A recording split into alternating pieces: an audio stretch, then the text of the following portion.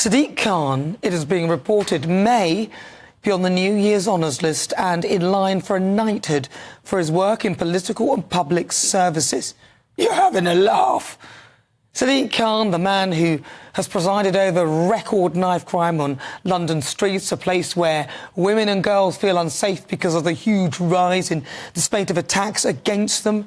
Under his watch, a place where many tourists won't wear one on a night out in case they get robbed. A city where even he admits to feeling unsafe. He says that's because he's Muslim. What he's missed is that we're all afraid in the mess that, in my view, he's allowed our once great capital to become. He expanded the ULEZ zone and tried to influence the reporting of just how bad the pollution was because the results didn't match up with his expectations. If he really wanted to tackle polluted air, he might want to start with the London Underground, where he told Transport for London to stop running an ad with a woman in a bikini which was promoting beach body readiness, and he defended TfL, the TfL ban for an advert for a West End play because it showed a wedding cake, which is seen as an unhealthy food. These ads were subsequently pulled. Apparently, Sadiq has no involvement in approving or deciding which ads run on the TfL network, but he clearly has influence. Yet, he made no real comment about a Wahid ad which showed a controversial Islamic preacher known as Mufti Menk holding a briefcase burning money underneath the caption, "During the money revolution." Mufti was surrounded in controversy, all of which was denied. And more recently, an advert for assisted dying was allowed on TfL. The ad shows a woman in pink and white striped pyjamas dancing in a kitchen with the words, "My dying wish is my family won't see me suffer." Even if you support the notion of assisted dying, surely on the scale of bad taste and what should not be permitted as an ad, this ranks higher than adverts about theatre that show a cake. Surely he should be speaking up about this one. You couldn't make it up. How irresponsible is that? London, in my view, is in poor shape, and Sadiq Khan cannot absolve himself of the state of it. He, I'd imagine, be the first to take credit if things were going well. I'm inclined to agree with ex-Conservative MP Anna Firth.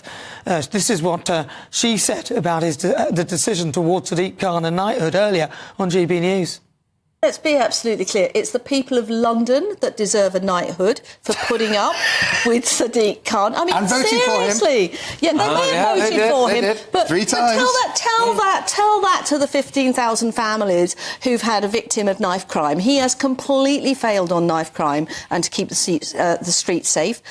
He's failed motorists with his absolute war on them and with his ULEZ charge. TfL is going bankrupt. I mean, as it always has. What has this man actually done to deserve a knighthood? Is it an award? He has failed. He's failed everybody. Well, I'm inclined to agree with her. A knighthood for what? Absolute failure. If he gets one, then we should all be eligible. London has had to put up with it. Forget knighthood, more like nightmare.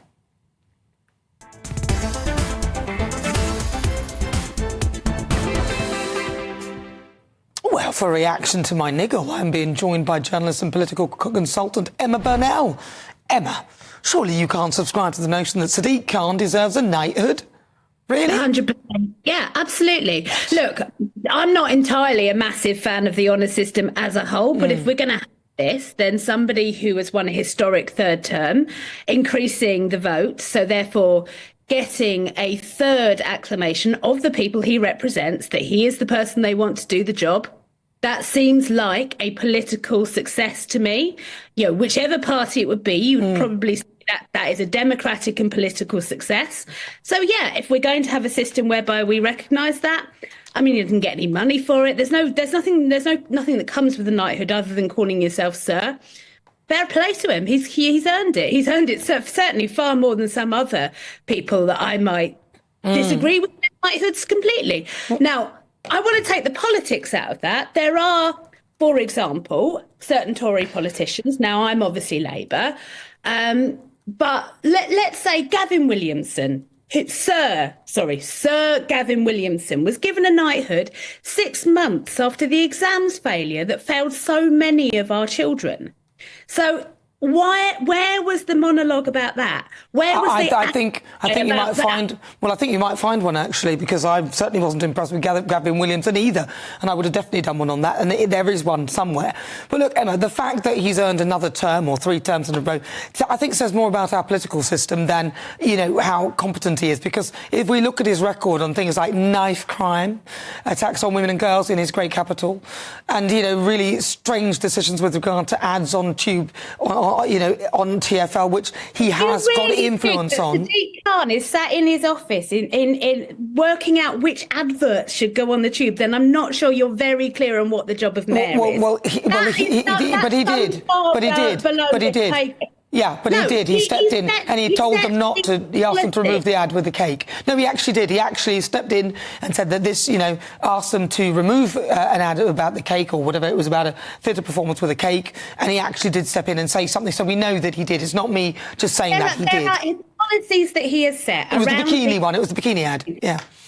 Well, the bikini ad and the cake advert, which one was it? It was, both in which he had comments on, but the Beachbody ready one. Had comments on them having you just said that. You just said, "Do I really think that he does that?" And he did. Yeah, but I'm not saying he was sat in his office going, "This is the 25 ads that are going on the Tube this week." Tick, no, tick. He did. That's not his job. This ad. Yeah, well, if you're saying it's not his job, by journalists like yourself, and I'm sure he did. I'm not sure he should have done, but that's a different.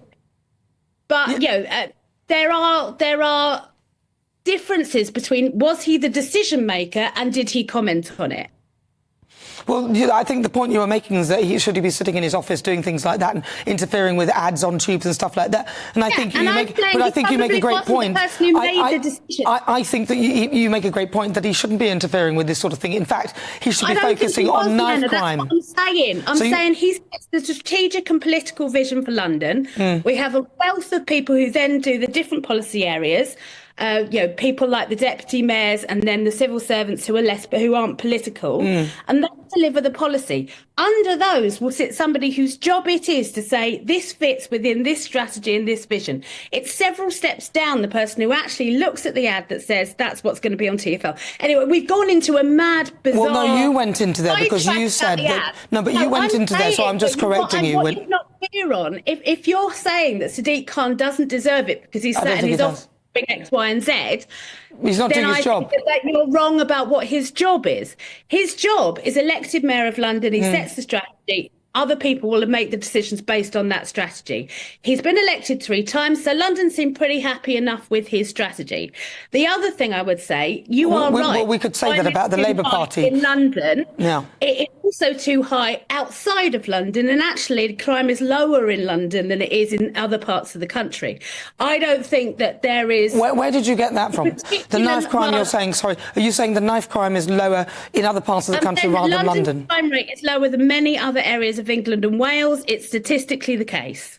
OK, well, I'm just wondering where you got that from, that's all.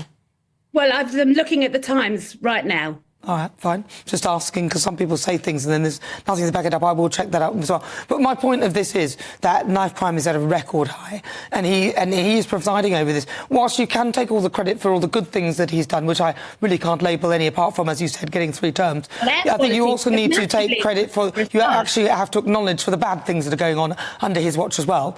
And he is a strategist. Is perfect. Yeah. Lots of politicians, there are things that go wrong, sometimes inside their control, sometimes outside of their control.